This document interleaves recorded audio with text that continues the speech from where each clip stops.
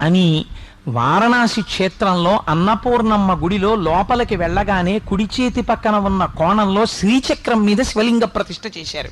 శివలింగం మీద శ్రీచక్రం ఉంటుంది. దానికి శ్రీచక్రేశ్వరుడు అని పేరు. అది సాక్షాత్ భాస్కరరాయ ప్రతిష్ఠితం. అంత గొప్ప శివలింగం అది. అది లలితామ్మవారు దర్శనం ఇచ్చినప్పుడు వచ్చిన శివలింగం. అసలు నిజానికి ఆ శివలింగం దగ్గరికి వెళ్ళి నిశ్శబ్దంగా ఉంటుంది, ఎవ్వరూ ఉండరు అక్కడ. చక్కగా లోపలికి మెట్లు దిగాలి.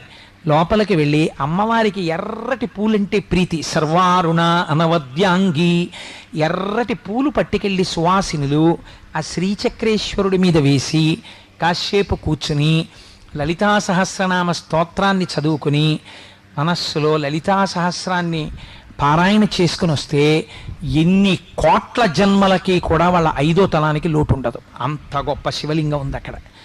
నేను ఈ మధ్యకాలంలో ఒక ప్లాన్ చేశాం.